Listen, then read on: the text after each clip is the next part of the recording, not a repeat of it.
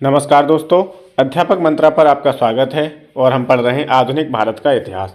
आधुनिक भारत के इतिहास में पिछली क्लास में हमने पढ़ा था, 3 टॉपिक कंप्लीट किए थे, जिसमें था पहला मुस्लिम लीग का गठन, दूसरा था मार्ले मिंटो सुधार और तीसरा था दिल्ली दरबार। तो मुस्लिम लीग के बारे में हमने पढ़ा था कि मुस्लिम लीग की स्थापना 1906 में ढाका में हुई थी। कहाँ पर हुई थी? ढाका में। इसका मुख्यालय कहाँ पर है? लखनऊ में। और इसके संस्थापक कौन थे? तो सलीमुल्लाह खां आगा। ठीक है, सलीमुल्लाह खां थे। और इसके प्रथम अध्यक्ष कौन थे? तो आगा खां थे। कौन थे? आगा खां। ठीक। अब पूछा जाता है इसका कि वार्षिक अधिवेशन कहाँ हुआ था? तो एक 1907 में कराची में हुआ था और दूसरा 1908 में कहाँ हुआ था? अमृतसर में हुआ था। कहाँ हुआ था? अमृतसर में हुआ था। ठीक। एक इसकी संस्था लंदन में स्थापित हुई थी। कहाँ पर? लंदन में। कब? 1908 में। वो किसने की थी? तो वो की थी सैयद अमीर अली ने। सैयद अमीर अली ने। तो मुस्लिम लीग से इतना आपको याद रखना है कि स्थापना कब हुई थी, किसने की थी, कौन इसके प्रथम अध्यक्ष थे, और इसकी लंदन में जो शाखा बनी थी 1908 में, उसकी स्थापना किसने की थी? तो सैयद अमीर अली ने। ठीक। दूसरा टॉपिक था मार्ले मिंटो सुधार। तो मार्ले मिंटो सुधार जो भारतीय परिषद अधिनियम है 1909, उसी को मार्ले मिंटो सुधार कहा जाता है। ठीक है। उसमें भारत का सचिव कौन था? तो जॉन मार्ले थे। और भारत का वायसराय कौन था उस समय 1909 में? लॉर्ड मिंटो था। ठीक है। कौन? Lord Minto. अब जो मार्ले मिंटो सुधार आया, उसका उद्देश्य क्या था? तो मुसलमानों को पृथक अथवा सांप्रदायिक निर्वाचन मंडल की सुविधा प्रदान करना। इन्हें अलग से सांप्रदायिक निर्वाचन मंडल की सुविधा प्रदान करना, ये इनका क्या था? उद्देश्य था मार्ले मिंटो सुधार का। 1906 में मिंटो में से शिमला में मिले मुसलमानों के शिष्टमंडल ने मुसलमानों के लिए पृथक निर्वाचक वर्ग की प्रार्थना की थी। किसने? मुसलमानों का एक शिष्टमंडल था जो किससे मिला था? मिंटो से। कहाँ पर? शिमला में। तो उन्होंने उनसे रिक्वेस्ट की थी कि हमारे लिए क्या सांप्रदायिक अलग से पृथक अथवा सांप्रदायिक निर्वाचन मंडल की सुविधा प्रदान की जाए हमें। ठीक। फिर एक है दिल्ली दरबार। अगला टॉपिक क्या था? दिल्ली दरबार, जिसमें राजधानी परिवर्तन की गई। 1911 में घोषणा की गई थी कि कलकत्ता से राजधानी कहाँ बनाई जाएगी? दिल्ली। और 1912 में राजधानी दिल्ली बना दी गई। ठीक है। 1912 में स्थानांतरित हो गई और राजधानी बन गई। तो राजधानी किसके समय बनी थी? लॉर्ड हार्डिंग द्वितीय के समय। ठीक है। बंगाल विभाजन कब रद्द हुआ था? तो 1911 में। किसके समय? लॉर्ड हार्डिंग द्वितीय के समय। ठीक। इतना पढ़ा था हमने। आज की क्लास में देखेंगे कांग्रेस का लखनऊ अधिवेशन। दिसंबर 1916 में इंडियन नेशनल कांग्रेस तथा इंडियन मुस्लिम लीग ने एक ही समय अपने अधिवेशन आयोजित किए थे। तो ये कहाँ पर आयोजित किए थे? अलीगढ़ में, इलाहाबाद में, लखनऊ में या लाहौर में? तो कहाँ पर हुआ था? लखनऊ में। कांग्रेस का लखनऊ अधिवेशन बहुत ही प्रसिद्ध है और इसमें क्या हुआ था? जो गर्म दल और नरम दल थे उनके बीच में समझौता हो गया था। ठीक। व्याख्या देखेंगे इसकी कि कांग्रेस का जो लखनऊ अधिवेशन हुआ था 1916 में, उसकी अध्यक्षता किसने की थी? तो अंबिका चरण मजूमदार ने। किसने? अंबिका चरण मजूमदार, शॉर्ट में कहेंगे तो AC मजूमदार ने। ठीक। दिसंबर 1916 में इंडियन नेशनल कांग्रेस तथा इंडियन मुस्लिम लीग ने एक ही समय अपने अधिवेशन आयोजित किए। दोनों दलों ने पृथक पृथक रूप से संवैधानिक सुधारों की संयुक्त कार्यक्रम के आधार पर राजनीतिक क्षेत्र में एक दूसरे के साथ सहयोग करने के संबंध में समझौता किया था। ठीक है। यह समझौता सामान्यतः लखनऊ समझौता या कांग्रेस लीग योजना के नाम से प्रसिद्ध है। इसमें 19 स्मरण पत्रों को साकार रूप दिया गया। कितने? 19। ठीक। और एक चीज़ है कि लखनऊ अधिवेशन 1916 में 2 दृष्टियों से स्मरणीय था।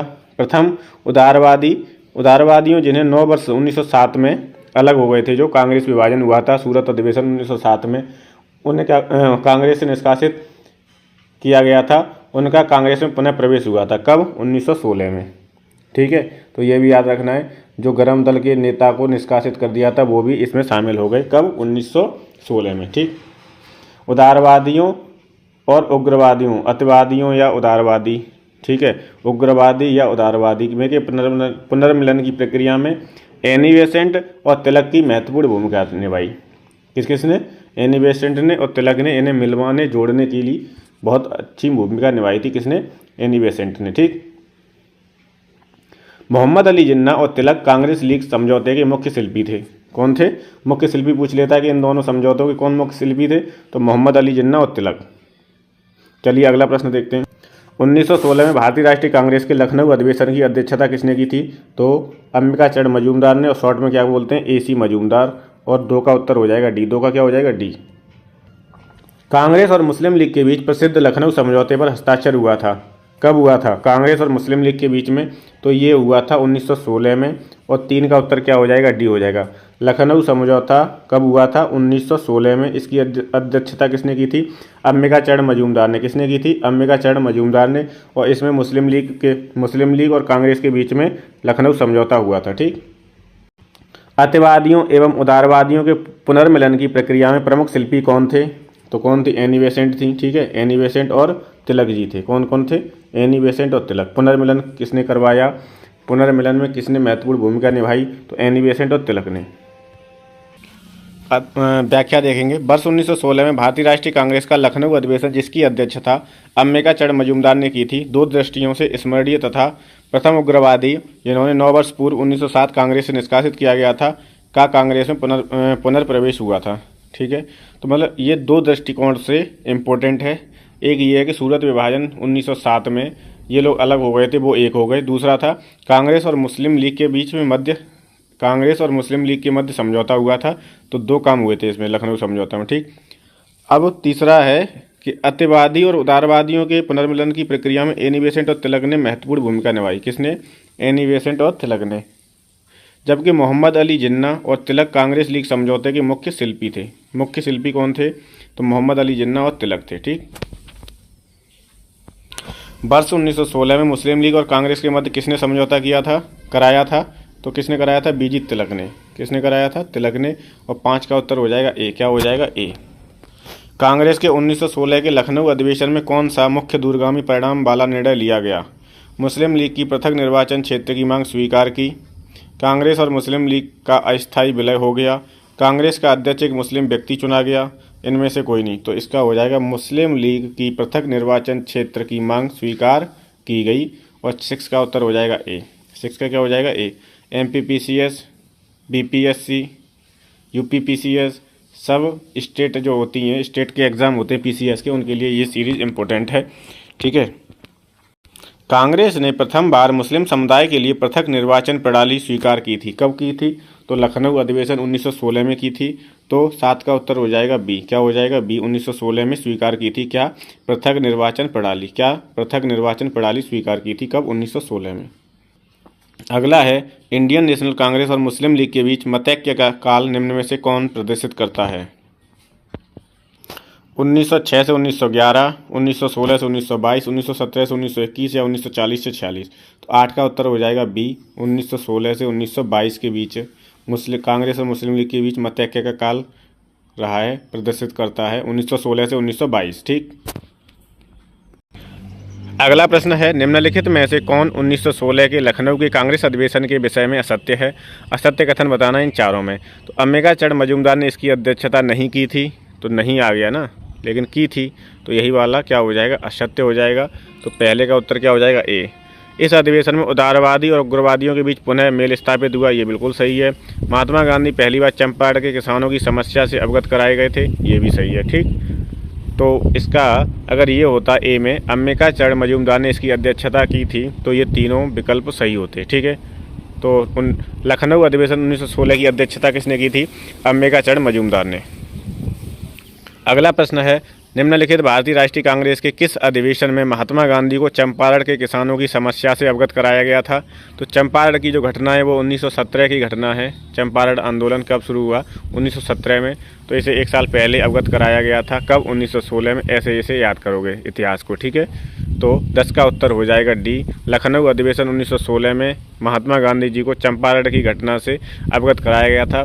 चंपारण में क्या था? 3 कठिया पद्धति। 3 कठिया पद्धति का मतलब 1/3 हिस्से पे ब्रिटिश वालों ने कहा था कि खेती करनी है किसकी? नील की। नील की खेती करने के लिए कहा गया था, इसलिए वहाँ पे 3 कठिया पद्धति इसे नाम दिया गया। और ये चंपारण आंदोलन कहाँ पर हुआ था? बिहार में हुआ था। कहाँ पर? बिहार में। कब की घटना है? तो 1917 की घटना है। तो किसानों की समस्याओं से अवगत कराया था। कब? 1916 में। ठीक। लखनऊ अधिवेशन 1916 की अध्यक्षता किसने की थी? तो अंबिकाचरण मजूमदार ने। किसने? अंबिकाचरण मजूमदार। शॉर्ट फॉर्म में कहेंगे AC मजूमदार। तो ये आपका कांग्रेस लखनऊ अधिवेशन समाप्त होता है। अगला टॉपिक है हमारा होम रूल लीग। क्या है? होम रूल लीग आंदोलन है। इसे भी इसी क्लास में कंप्लीट करेंगे। चलिए देखते हैं एनी बेसेंट ने कहाँ पर काम देखा और तिलक जी ने कहाँ पर। तो तिलक और एनी बेसेंट की लीग, इनका महत्वपूर्ण रोल रहा है होम रूल लीग आंदोलन में। किसका? एनी बेसेंट का और तिलक जी का।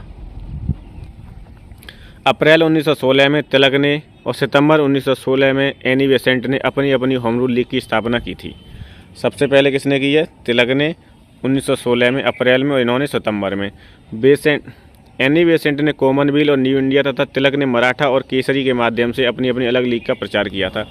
इनकी दो दो पत्रिकाएं हैं, ठीक है। न्यू इंडिया और कॉमनवेल्थ किसकी हैं? एनी बेसेंट की हैं। याद रखना है, पेपर में कई बार पूछी गई हैं ये पत्रिकाएं। और तिलक की कौन सी है? मराठा और केसरी है, ठीक है। मराठा अंग्रेजी में और केसरी मराठा में है, ये भी याद रखना है भाषा। तिलक द्वारा स्थापित होम रूल लीग के प्रथम अध्यक्ष कौन थे? जोसेफ बैप्टिस्टा थे तथा सचिव कौन थे? एनसी केलकर थे। तिलक ने जो होम रूल स्थापित की थी उसके प्रथम अध्यक्ष जोसेफ बैप्टिस्टा और सचिव कौन थे? एनसी केलकर। जबकि एनी बेसेंट द्वारा स्थापित लीग के सचिव कौन थे? George Arundale. कौन थे? जॉर्ज अरुंडेल थे, ठीक। इतना हो गया। इन्होंने अपना अपना क्षेत्र बांट लिया था, ठीक है। तो तिलक के लीग के जिम्मे कर्नाटक, महाराष्ट्र, बम्बई को छोड़कर मध्य प्रांत व बरार थे। कौन कौन से क्षेत्र तिलक के पास? कर्नाटक, महाराष्ट्र और बम्बई को छोड़ के मध्य प्रांत तथा बरार थे।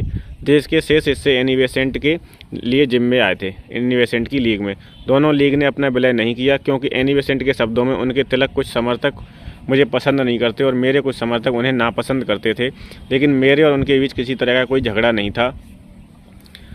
विलय क्यों नहीं किया? क्योंकि एनी बेसेंट ने कहा कि तिलक के कुछ समर्थक मुझे पसंद नहीं करते हैं और मेरे कुछ समर्थक तिलक जी को पसंद नहीं करते, लेकिन उन दोनों के बीच में कोई भी मतभेद नहीं था। एक पॉइंट और याद रखना है आपको, थियोसॉफिकल सोसाइटी की स्थापना 1875 में अमेरिका में मैडम ब्लावेटस्की तथा कर्नल एलकॉट ने की थी। एनी बेसेंट इसकी 1889 में सदस्य बनी। कब? 1889 में एनी बेसेंट इसकी सदस्य बनी। तो एनी बेसेंट के बारे में कथन याद रखना है कि ये थियोसॉफिकल सोसाइटी की भी सदस्य रही हैं, ठीक। चलिए अब इससे संबंधित देखते हैं प्रश्न। होम रूल लीग आंदोलन सर्वप्रथम किसने आरंभ किया था? तो एनी बेसेंट ने किया था। अगर होम रूल लीग की स्थापना की बात आएगी तो तिलक होंगे, और होम रूल लीग आंदोलन की बात आएगी तो आंदोलन पहले किसने शुरू किया था? तो एनी बेसेंट ने। पहले का उत्तर हो जाएगा ए। क्या हो जाएगा? ए। चलिए इसकी व्याख्या देखते हैं। भारत में होम रूल लीग आंदोलन सर्वप्रथम एनी बेसेंट ने प्रारंभ किया। यद्यपि होम रूल लीग की स्थापना सर्वप्रथम अप्रैल 1916 में तिलक जी ने की थी। स्थापना किसने की थी? तिलक ने। लेकिन होम रूल आंदोलन की शुरुआत किसने की थी? एनी बेसेंट ने। वर्ष 1915-16 में दो होम रूल लीग आरंभ की गई थी। किनके नेतृत्व में? किसके नेतृत्व में की गई थी? तिलक और एनी बेसेंट के। दो का उत्तर हो जाएगा ए। क्या हो जाएगा? दो का उत्तर ए हो जाएगा। तिलक और एनी बेसेंट के नेतृत्व में अप्रैल 1916 में तिलक द्वारा और सितंबर 1916 में एनी बेसेंट द्वारा होम रूल लीग प्रारंभ की गई। आपको इन दोनों की पत्रिका याद रखनी है। एनी बेसेंट की पत्रिका है कॉमनवेल्थ और न्यू इंडिया। कॉमनवेल्थ और न्यू इंडिया किसकी है? एनी बेसेंट की। और तिलक ने मराठा और केसरी के माध्यम से अपनी लीग का प्रचार किया था। तो मराठा और केसरी किसकी हैं? बाल गंगाधर तिलक की। यंग इंडिया किसकी है? महात्मा गांधी की। यंग इंडिया महात्मा गांधी की है। और न्यू इंडिया किसकी है? न्यू इंडिया किसकी है? एनी बेसेंट की, ठीक। चलिए अगला प्रश्न देखते हैं। अगला प्रश्न थर्ड है। एनी बेसेंट मुख्यतः संबद्ध रही हैं सविनय अवज्ञा आंदोलन से, गृह शासन आंदोलन से, खिलाफत आंदोलन से या असहयोग आंदोलन से? तो एनी बेसेंट मुख्यतः संबद्ध रही हैं गृह शासन आंदोलन से। और 3 का उत्तर हो जाएगा बी। 3 का क्या हो जाएगा? बी। इसी को बोलते हैं होम रूल आंदोलन, ठीक है। होम रूल आंदोलन। प्रथम विश्व युद्ध के दौरान आंदोलन जो भारत में लोकप्रिय हुआ था वह कौन सा है? स्वदेशी एवं बहिष्कार आंदोलन, होम रूल आंदोलन, पृथकतावादी आंदोलन या स्वराजिस्ट पार्टी आंदोलन? तो वो था होम रूल आंदोलन। कब शुरू हुआ था? 1916 में। कब? 1916 में, ठीक। तो 4 का उत्तर क्या हो जाएगा? बी हो जाएगा। 4 का बी। अगला प्रश्न है, निम्नलिखित में किसका योगदान होम रूल लीग की स्थापना में नहीं था? Bal Gangadhar Tilak, Annie Besant, M Subramania Iyer या टी.एस. अलकट? तो इन तीनों का होम रूल लीग में संयोग था, इनका नहीं था। किनका? टी.एस. अलकट का। तो 5 का उत्तर क्या हो जाएगा? 5 का उत्तर हो जाएगा डी। किसका होम रूल लीग में योगदान नहीं था? टी.एस. अलकट का। बाकी बाल गंगाधर तिलक और एनी बेसेंट तो इन्होंने तो स्थापना ही की थी, ठीक है। और एम सुब्रमण्यम अय्यर का भी होम रूल लीग में योगदान है। व्याख्या देखते हैं इसकी। टी.एस. अलकट होम रूल लीग से नहीं, बल्कि थियोसॉफिकल सोसाइटी की स्थापना से संबंधित थे। ठीक है। तिलक ने अप्रैल 1916 में, एनी बेसेंट ने सितंबर 1916 में होम रूल लीग को आरंभ किया था। एस सुब्रमण्यम अय्यर भी एनी बेसेंट की होम रूल लीग की स्थापना से संबद्ध हैं। ठीक, चलिए अगला प्रश्न देखते हैं। निम्नलिखित में से कौन होम रूल आंदोलन से नहीं जुड़ा है? C R Das, S Subramania Iyer, Annie Besant या बीजी तिलक।